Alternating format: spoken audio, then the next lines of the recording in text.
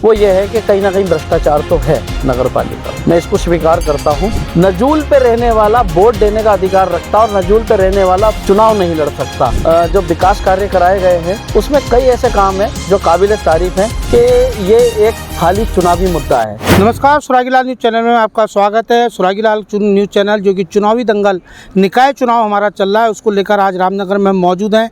विभिन्न राजनीतिक पार्टियों के साथ ही निर्दलीय प्रत्याशियों के जो अध्यक्ष पद की दावेदारी है उसको लेकर लगातार हमारी टीम चर्चा कर रही है। क्या प्रत्याशियों के मुद्दे रहेंगे, क्या जनता की समस्याएं रहेंगी, उसको लेकर क्या दावे हैं, उसको लेकर आज हम मौजूद हैं। आज हमारे साथ मौजूद हैं इसी खास चर्चा में जो इन्होंने कांग्रेस से दावेदारी की है डॉक्टर जफर साहब भी। आप पत्रकारिता के क्षेत्र में भी जुड़े हैं, समाज सेवा से भी आप जुड़े हुए हैं और वर्तमान में अगर बात करें तो आपकी पत्नी जो है निवर्तमान सभासद रुबीना सैफी जो कि सभासद रही हैं और काफ़ी अच्छे कार्य आपके द्वारा वार्ड में अपने द्वारा किए गए हैं, जिसको लेकर एक बार आपने फिर अपनी पत्नी की और स्वयं अपनी कांग्रेस से नगर पालिका की अध्यक्ष सीट पर दावेदारी की है।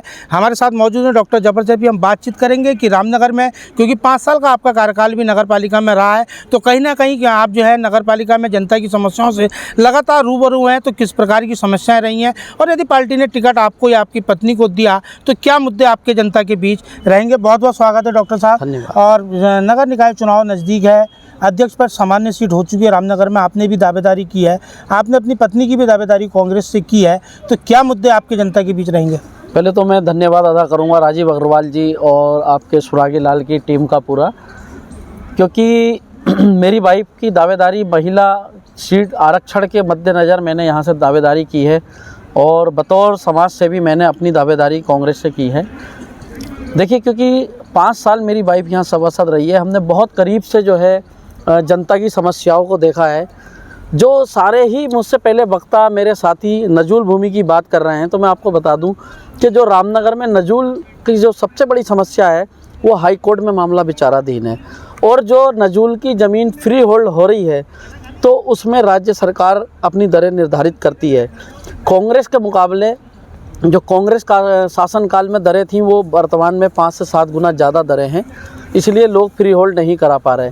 तो हमारा जो सबसे मेन प्रयास रहेगा वो फोकस रहेगा कि कोर्ट के ज़रिए जो रोक लगी हुई है या कोर्ट में जो लंबित मामला चल रहा है जिसकी वजह से नहीं हो रहा, सबसे पहले पालिका की ओर से मजबूत अधिवक्ताओं की टीम को तैयार करके चाहे हमें सुप्रीम कोर्ट जाना पड़े और इस मुद्दे को जनता के हित में हमें इसका समापन कराना पड़ेगा इस फैसले का, ताकि फ्री होल्ड या नामांतरण का कार्य हो सके। दूसरा जो मुद्दा है वो रामनगर में आपने देखा होगा टूरिस्ट प्लेस है और शनिवार और सैटरडे तो ख़ास तौर वीकेंड में बहुत ज़्यादा जाम लग जाता है। तो हमारा जो है ट्रैफिक व्यवस्था को लेकर कुछ ना कुछ नया प्लान रहेगा और कुछ ऐसा नया करना चाहेंगे जो आने वाले जो टूरिस्ट हैं उनको काफ़ी अच्छा इसका एक इम्प्रेशन जाए। डॉक्टर साहब, अगर बात करें 5 साल आपकी जो है नगर पालिका में उपस्थिति रही है, चाहे पत्नी के रूप में रही है, लेकिन काम आपने किए हैं जो लगातार विपक्ष और या अन्य प्रत्याशी हावी हो रहे हैं। उनका कहना है कि नगर पालिका में जो विकास कार्य हुए सिर्फ नाली और सड़क तक हुए। लोगों का ये भी आरोप है कि क्योंकि आप कांग्रेस से बिलोंग करते हैं, चेयरमैन भी कांग्रेस के थे, लोगों का कहना है कि जो सड़कें सही थी उनको तोड़कर बजट को खपाया गया है और जो नगर पालिका की जो और काम होते हैं जो नगर पालिका के क्षेत्र में आते हैं, शिक्षा और स्वास्थ्य जैसी बात आती है कि आज भी वो वंचित हैं, जो गरीब बच्चे हैं उससे वंचित हैं। तो उसको लेकर किस पहल को आप सही मानते हैं कि वास्तव में, क्योंकि सभासद आपकी पत्नी रही हैं, क्या वास्तव में ऐसा हुआ है कि जो सड़कें बनी थी उन्हें तोड़ा गया, जो नहीं बनने लायक थी उन्हें बनाया गया और करोड़ों रुपए का बजट खपाया गया। देखिए, मैं चेयरमैन साहब जो हैं मौजूदा हाजी अकरम साहब, वो भी वर्तमान में दावेदार हैं और 4 बार से चेयरमैन रहे हैं और मैं भी दावेदार हूँ, लेकिन बावजूद मैं इसके कहूँगा कि ये एक खाली चुनावी मुद्दा है। जहाँ क्योंकि ज़्यादातर जो सड़कें बनी हैं वो सड़कें बनी हैं जो संबंधित वार्ड मेंबरों को जहाँ ज़रूरत लगी थी और वार्ड मेंबरों के द्वारा प्रस्ताव दिया गया था। मेरे वार्ड में जहाँ मेरी वाइफ जहाँ से पत्नी है वहाँ पर एक मोती महल स्कूल है जो कि रामनगर का सबसे आदर्श स्कूल नगर पालिका के द्वारा बनाया गया है। इसके अलावा जगह जगह जो विकास कार्य कराए गए हैं उसमें कई ऐसे काम हैं जो काबिल तारीफ़ हैं, जिसमें कूड़ा गाड़ी थी, जिसमें गो गिरास का एक जो गाड़ी चलती थी और उसके अलावा अन्य विकास कार्य भी सराहनीय रहे हैं।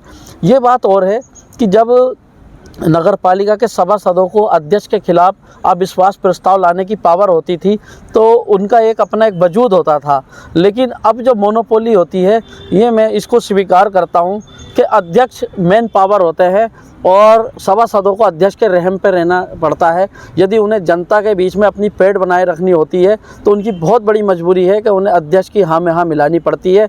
जो लोग विरोध करते हैं या सही चलते हैं तो उन लोगों के बारे में विकास कार्य रुक जाते हैं। तो ये मजबूरी एक बहुत बड़ी मजबूरी रही है।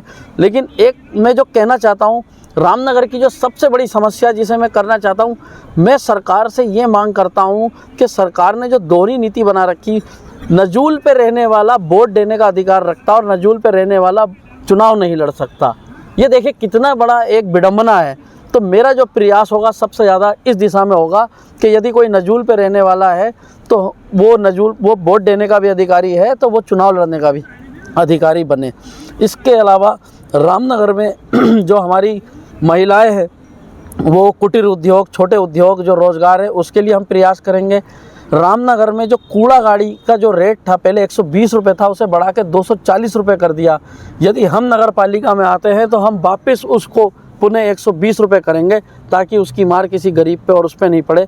और जो इसका प्रावधान है कि मलिन बस्तियों के लोगों से कूड़ा गाड़ी का शुल्क ना लिया जाए तो वो हम उसको समाप्त करेंगे। डॉक्टर साहब, आप लास्ट सवाल आपसे कि लगातार भ्रष्टाचार के आरोप नगर पालिका पर लगे हैं, कमीशन के आरोप लगातार लगे हैं, निर्माण कार्यों में गुणवत्ता को लेकर भी आरोप लगे हैं और निर्माण कार्य आपके वार्ड में भी हुए हैं। क्या आप इससे इत्तेफाक रखते हैं कि नगर पालिका में भ्रष्टाचार हुआ है? देखिए, मैं इस बात को बिल्कुल स्वीकार करता हूँ कि जो रियलिटी है वो ये है कि कहीं ना कहीं भ्रष्टाचार तो है नगर पालिका में।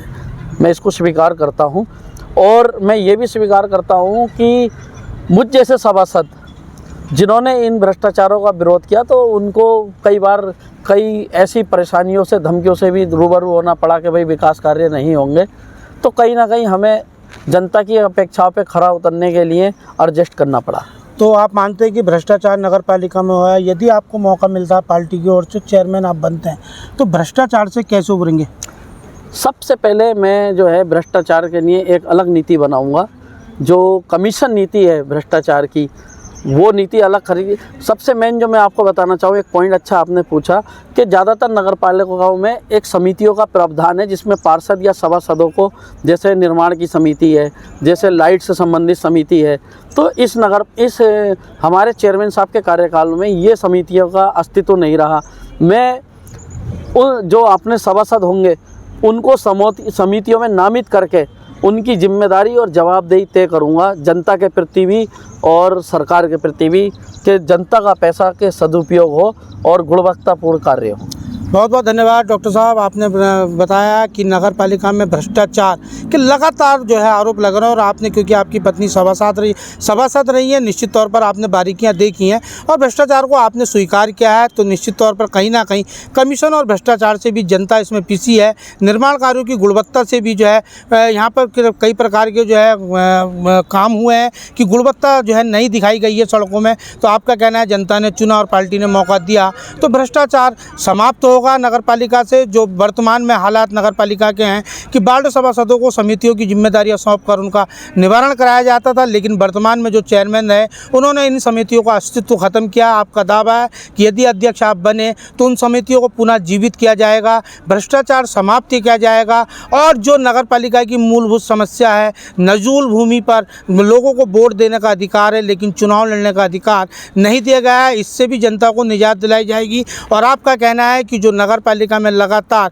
जो विकास कार्य हो, उन्होंने कहा है कि हालांकि उन्होंने इस बात को जो है अस्वीकार किया है कि जो टूटी सड़कें बनाई जा रही हैं, बजट खपा जा रहा है, उसको ना इत्तेफाक किया है। उन्होंने कहा कि वार्ड सभासदों के द्वारा प्रस्ताव दिए जाते हैं, सभासदों के प्रस्ताव जनता की मांग पर लिए जाते हैं और उसके अनुसार नगर पालिका ने काम कराया है। देखना ये होगा कि इस बार रामनगर का चेयरमैन कौन बनेगा, जनता किसको अपना सरकार चुनेगी, यह सब अभी भविष्य के गर्भ में कैद है। बने रहिए आप हमारे इस चुनावी दंगल के साथ।